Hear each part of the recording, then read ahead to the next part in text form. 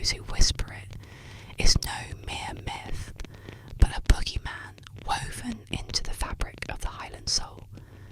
Beneath the star's cold gaze, where the wind howls like a grieving spirit, his shadow moves, silent and insatiable. He is not human, though he wears a man's guise, pale as death, cloaked in tattered rags that reek of earth and decay. Some say he's a demon birthed in the Andes' molten core. Others claim he's a cursed conquistador, damned to wander for sins too vile to name. His eyes, glowing like embers in the dark, see through flesh to the marrow beneath. His blade, rusted yet impossibly sharp, hungers for more than blood. The Pishtaco does not merely kill, he harvests.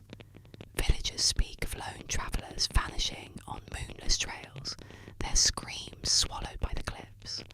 Shepherds find their flocks untouched, but their companions gone, only a smear of blood on the rocks to mark their passing. The Pishtaco's victims are not just slain, they are unmade. Tales tell of bodies found hollowed, their fat stripped away, their faces frozen in silent horror. For the Pishtaco craves the essence of life itself, rendering his prey into tallow to fuel some unholy rite, or to sate a hunger no mortal can fathom. At night, the Andes grow treacherous. The air turns bitter, heavy with the scent of iron and dread. Footsteps echo where no one walks, and a low, guttural hum, like a prayer to a forgotten god, drifts from the shadows. Those who glimpse him describe a figure towering against the skyline, his cloak billowing as if alive. His laughter, when it comes, is a sound that burrows into the mind, promising nightmares that never fade. The Highland folk know better than to challenge him. They leave offerings, candles, coca leaves, scraps of fat, at crossroads, praying he'll pass them by. Yet the Pishtaco is capricious. He might spare a village for years, only to descend in a single night, leaving homes empty and hearths cold. Children are taught to avoid the high paths after dusk, lest his long fingers snatch them into the void. Even the brave, armed with salt and silver, tremble at the thought of his gaze. No one knows what drives the Pishtaco, nor what ancient pact binds him to the Andes. The mountains keep his secrets, their peaks silent witnesses to his endless hunt. But if you tread the high trails, where the air thins and the world feels too vast, listen for the hum, watch for the flicker of ember eyes in the dark. Do not stray from the path, and do not linger, for the Pishtaco is no mere legend. He is the Andes shadow, its reaper, its eternal thief of life, and in his presence, even the mountains hold their breath.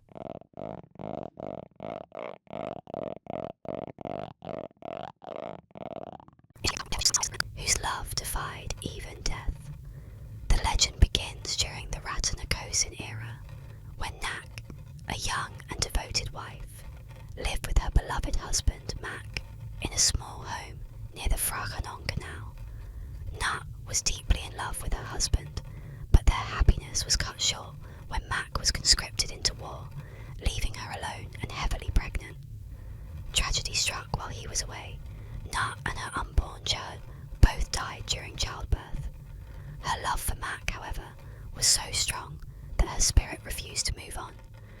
When Mac returned, he found Nak waiting for him, her smile as radiant as ever.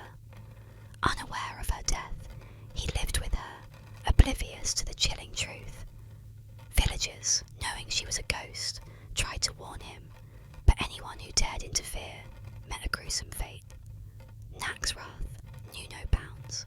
Her vengeful spirit haunted the village, her cries echoing through the night as she clung desperately to her love for Mac. The truth was revealed when Mac witnessed her supernatural nature, a ghostly arm extending to pick up a fallen item far beyond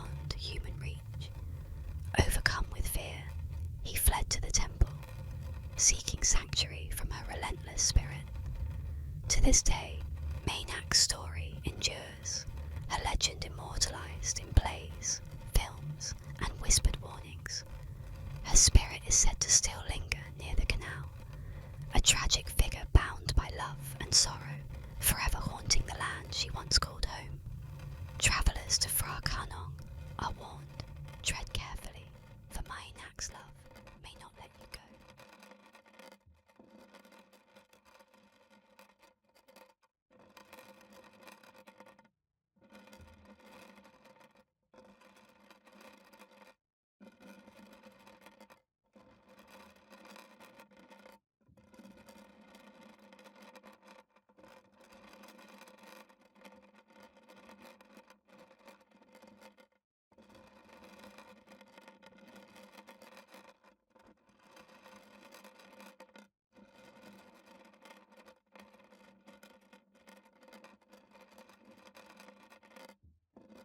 Darkness clung to the edges of the room, the shadows stretching and twisting into monstrous shapes. A young girl lay in her bed, the covers pulled tight around her, her heart pounding in her chest. The house was silent, save for the rhythmic creak of the floorboards and the rustling of leaves outside her window. A familiar sound reached her ears, a soft, wet lapping. She reached down, her hand dangling over the edge of the bed, expecting the comforting lick of her dog. A warm, wet tongue met her fingers, a sensation that sent a shiver down her spine. She smiled, reassured by the familiar presence of her furry companion. "Good boy," she whispered, pulling her hand back under the covers. The lapping continued, a rhythmic, almost hypnotic sound. She drifted off to sleep, lulled by the comforting darkness and the gentle rhythm of the licking. But in the deepest shadows of her room, a different kind of comfort lurked. A figure, silent and unseen, crouched beneath her bed, its eyes gleaming in the darkness. It was not a dog that had licked her hand, but something far more sinister. A creature of nightmare, its breath hot and rancid, its touch cold and clammy. Night after night, the ritual continued. The girl, lost in the innocence of sleep, offered her hand, and the creature beneath her bed accepted the offering, its tongue tracing the contours of her fingers. Each lick was a violation, a silent promise of the horrors to come. Then, one night, the girl awoke, a scream trapped in her throat.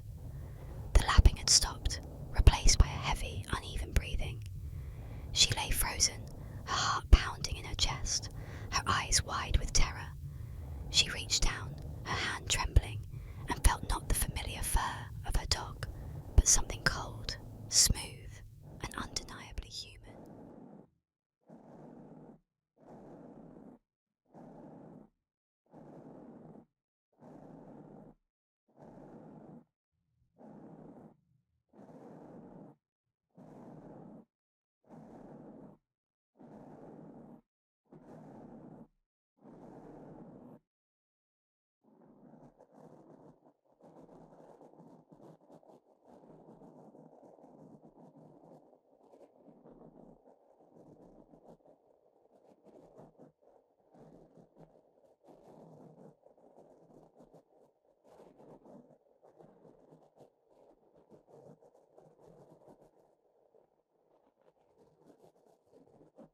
Deep in the heart of Louisiana, in the swampy wilderness of Honey Island, there exists a creature so terrifying, so elusive, that few dare speak of it without a shiver.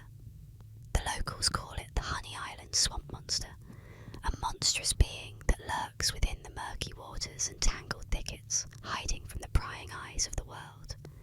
The creature is said to resemble a massive, Sasquatch-like figure, tall and covered in thick, matted hair, its eyes glowing with an unnatural, menacing light. Its gait is described as lumbering, yet its movements are unnervingly fast when it chooses to reveal itself. Some say it has the scent of rot and decay, as if it's been stewing in the swamp's stagnant waters for centuries. Others speak of its deafening growl, a guttural noise that echoes through the dense trees and ripples the waters of the bayou. first reports of the Honey Island swamp monster surfaced in the 1960s when a pair of hunters ventured deep into the swamp and returned with a story that chilled the community to its core. They claimed to have seen the creature, a towering figure covered in hair, with eyes that seemed to burn through the darkness. They also found strange, enormous footprints in the mud, too large and too misshapen to belong to any known animal. When they reported it to the local authorities, they were met with skepticism and ridicule. But as the years passed, more and more sightings began to trickle in. Fishermen, boaters, and hunters all claimed to have witnessed the creature or heard its unearthly howls at night. Some say the Honey Island swamp monster is a relic of a prehistoric past, a creature that has survived for centuries, hiding in the swamp's thick, unforgiving landscape. Others believe it is something more sinister, a guardian of the swamp, an ancient spirit who has claimed the land as its own. Whether it is a creature of flesh and blood or a supernatural being tied to the land itself, one thing is certain: the Honey Island swamp monster is real, and it waits in the shadows of the bayou, its glowing eyes watching, waiting for the next unsuspecting soul to wander too close. If you ever find yourself in the heart of Honey Island swamp, beware. The swamp has its secrets, and they are not meant to be uncovered.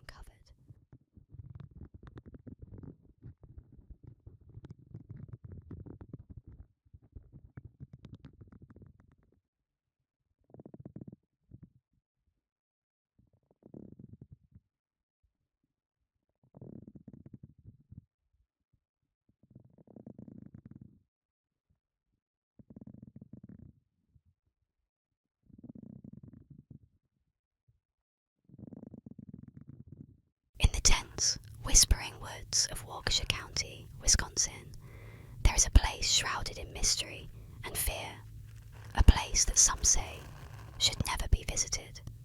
It is called Haunchyville, a village hidden deep within the forest, inhabited by dwarves who are said to guard their secrets with deadly intent. The legend begins with the claim that Haunchyville lies somewhere near Mystic Drive in Muskego, a road that winds through the trees, barely more than a forgotten path, often veiled in mist. Locals speak of strange occurrences, unsettling sounds in the night, shadows that move unnaturally, and figures that appear in the woods when no one is around. But the most chilling story of all is that of the village itself, where the dwarves are said to live, their tiny homes nestled in the dark corners of the forest, invisible to most who pass by. It is said that these dwarves are not the innocent, whimsical creatures from fairy tales. They are ferocious and territorial, and they do not take kindly to trespassers. Those who have ventured too close to Haunchyville have never returned, or at least not without disturbing tales. Some say the dwarves are protectors of the forest, guarding it against outsiders who threaten their hidden world. Others whisper that they are the vengeful spirits of a forgotten people, cursed to remain small and twisted, forever bound to the dark forest. What is truly terrifying, however, is the idea that the villagers of Haunchyville are not just reclusive, but possess an eerie power. If you wander too close to their village, they say, you may never escape. The dwarves are said to trap anyone who gets too near, keeping them in the woods as their own, never to see the light of day again. Some even believe that the dwarves have the ability to alter your size, shrinking you to become one of them, forever part of their hidden world. Haunchyville remains a place of fear and fascination. Few dare to seek it out, and even fewer return to tell the tale. If you ever find yourself driving down Mystic Drive, take heed. Some legends are best left undisturbed.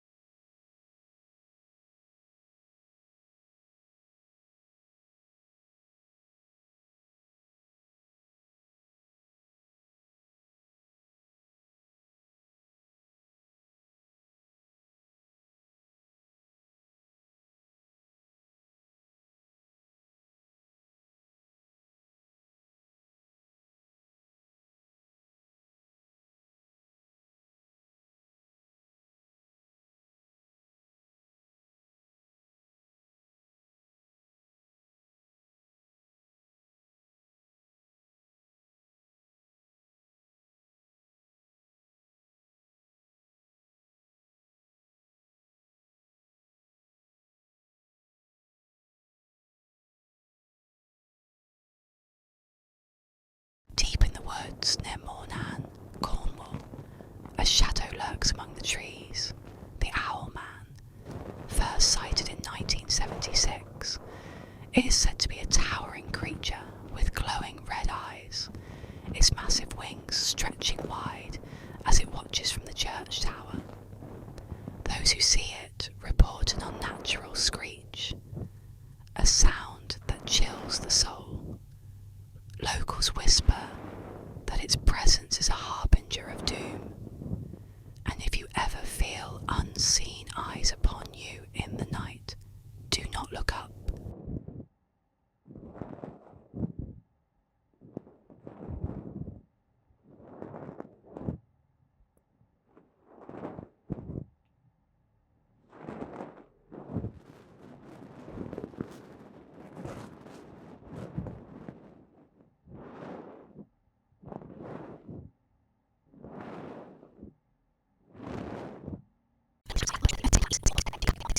Anyone who dares to watch, their forms flickering like candle flames in the fog, silent, yet filled with an overwhelming sense of dread.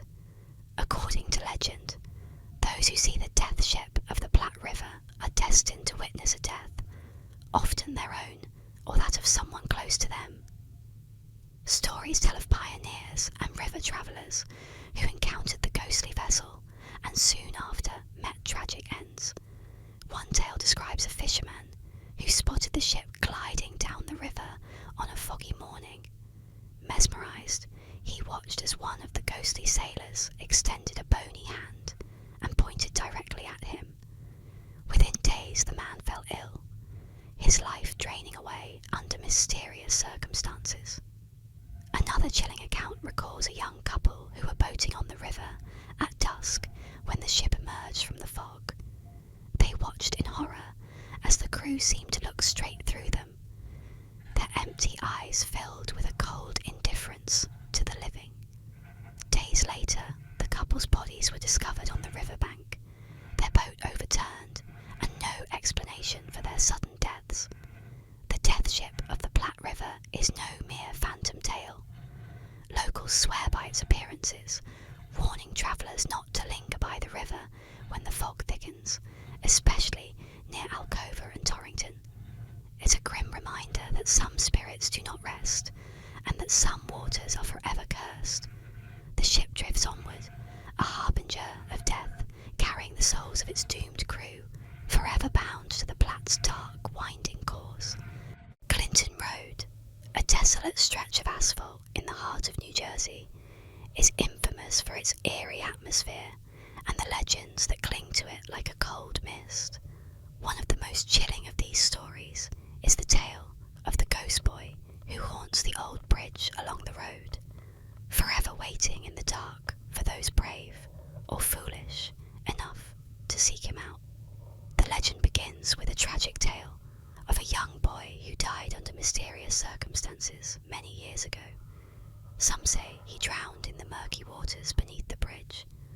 Others whisper that he was a victim of an accident, but no one truly knows.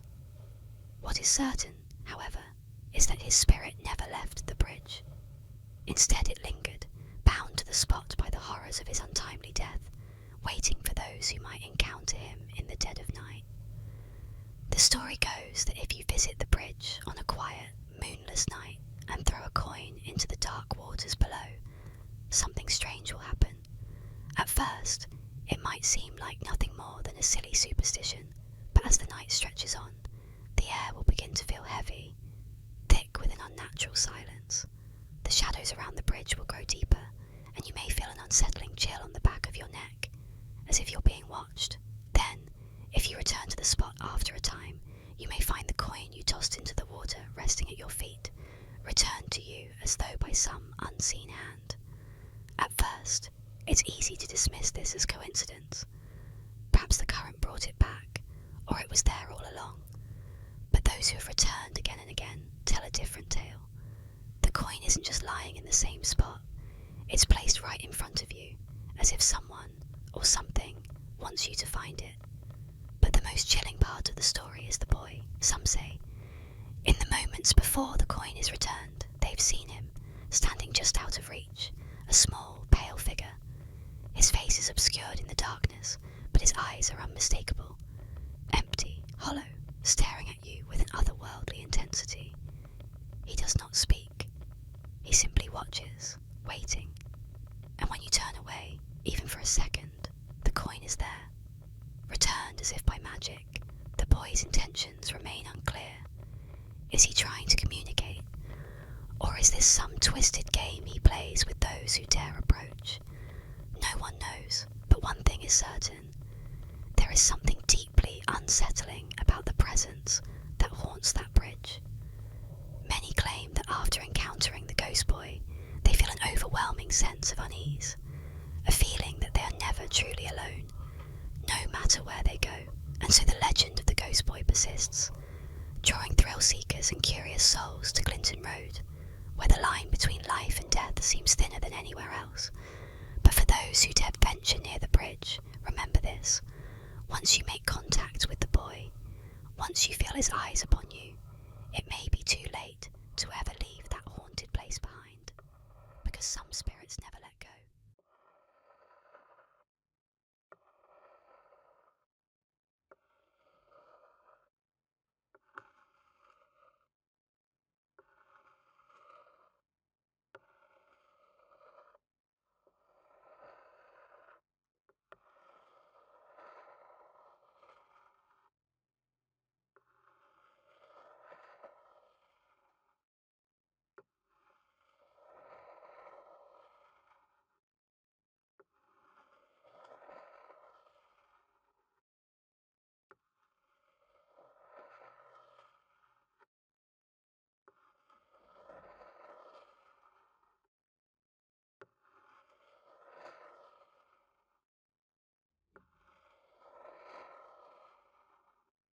Let's journey into the mysterious world of the Boo Hags, a spine-chilling urban legend from the Gullah culture.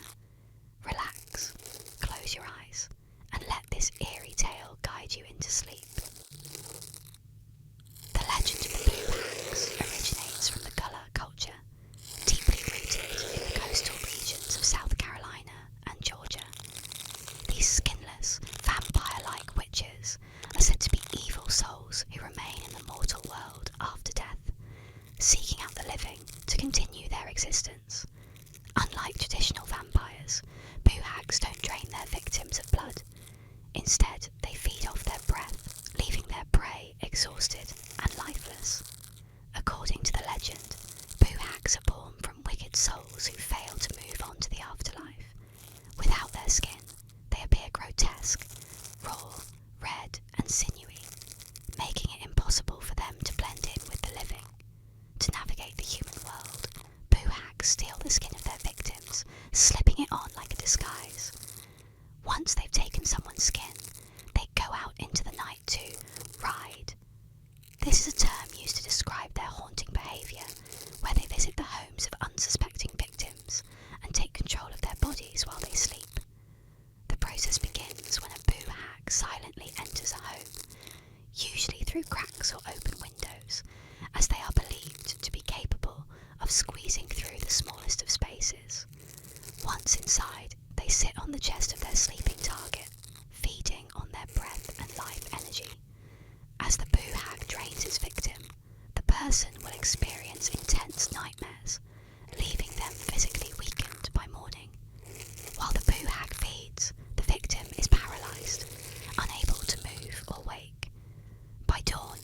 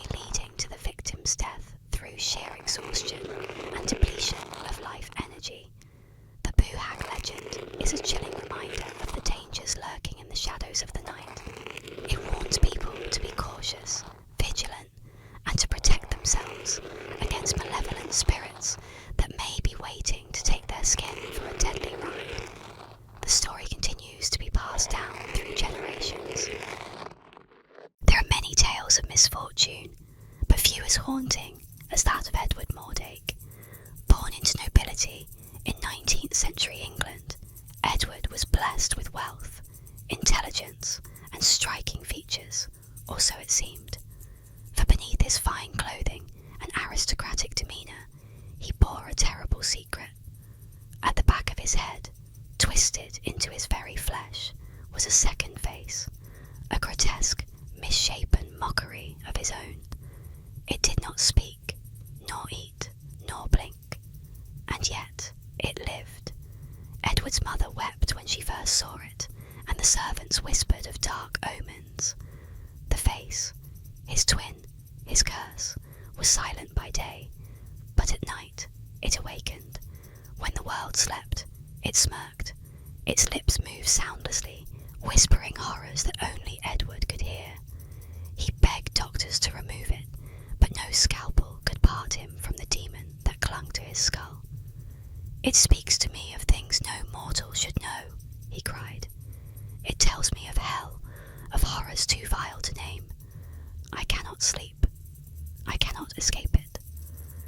Desperation drove him to madness. No priest could exorcise it. No medicine could silence it. And so, one night, Edward Mordache took his own life, leaving behind a single plea in his farewell note: "Bury me in unhallowed ground. Let not the demon gaze upon the living."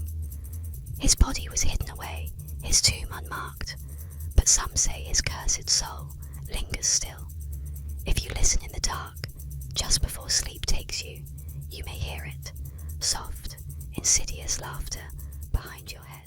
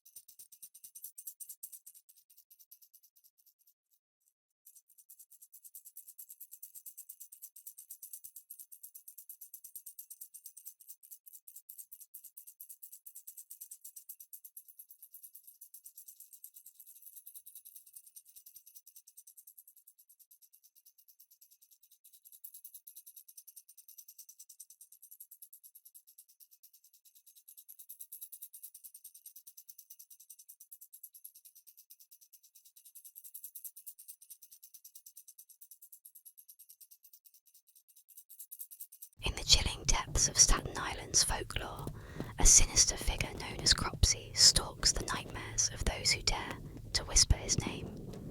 Originally conceived as a boogeyman to scare children into obedience, Cropsey evolved into a far more horrifying reality, merging with the true crimes of a man named Andre Rand, whose deeds during the 1970s and 1980s turned him into a living embodiment of the legend.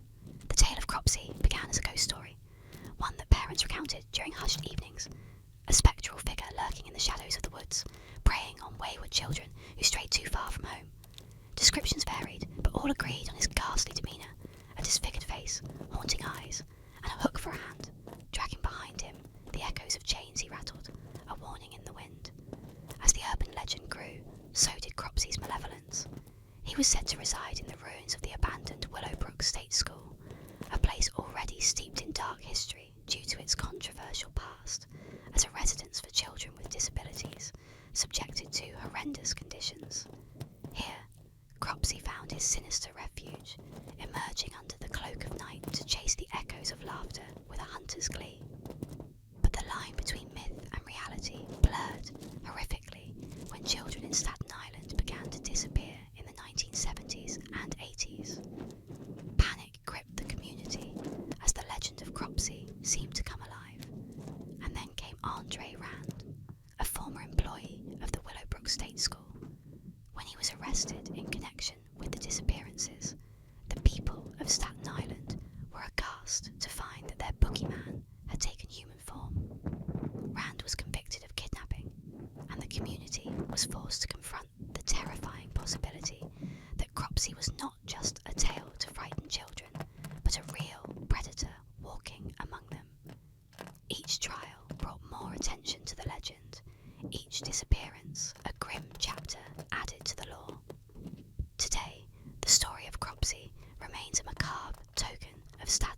its history. The dilapidated structures of Willowbrook still stand, overgrown and forsaken, yet pulsing with the dark heartbeat of past atrocities. Those who venture near claim to feel a chilling presence, hear the faint rattle of chains, or see a shadow dart between the trees.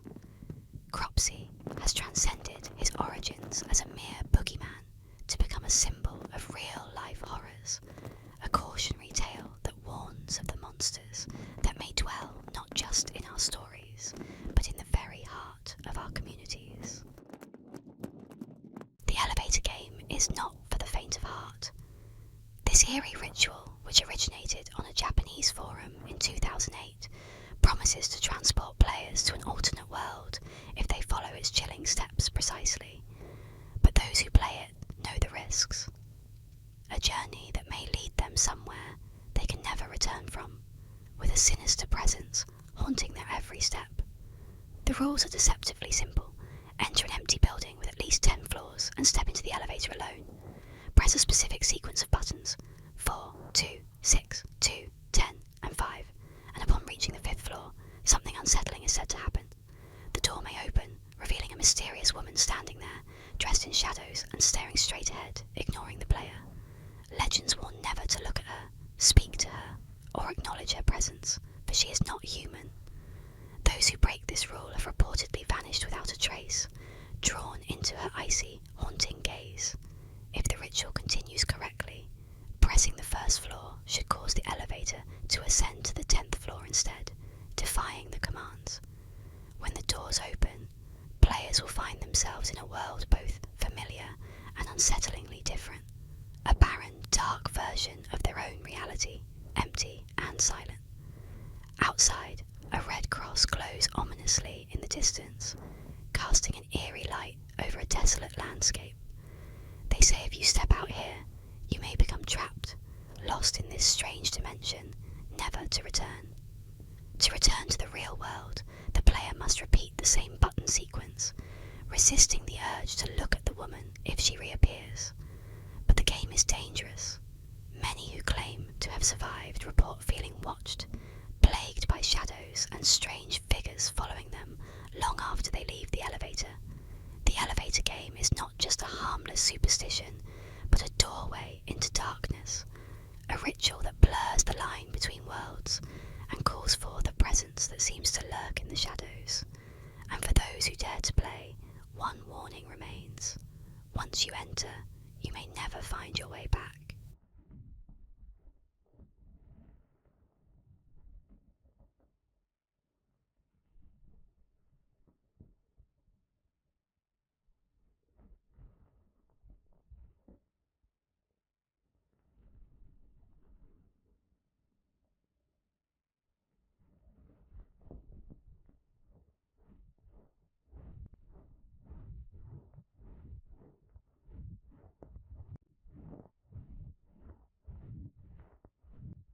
Let's journey into the haunting forests of Veracruz, where ancient whispers tell of mysterious creatures called the Shenekes.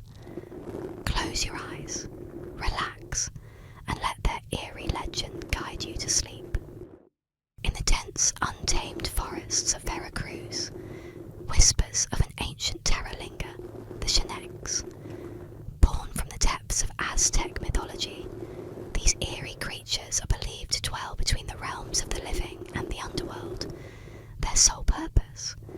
To guard the sacred mountains and wild creatures that roam their untamed domains. But these guardians are far from benevolent. The Shenekes are small, no taller than a child, but their appearance is deceptive. They take on the guise of tiny men and women, their forms twisted and contorted, with eyes that glimmer like blackened coals. Their laughter, an eerie, high-pitched sound, echoes through the trees, growing louder the deeper you wander into the forest. Travellers who hear this sound know they've strayed too far into Shenek territory, and once the creatures have set their sights on you, escape is nearly impossible. The air grows thick, heavy with the scent of damp earth and rotting leaves, and suddenly you'll realise that the path you were following has vanished. The trees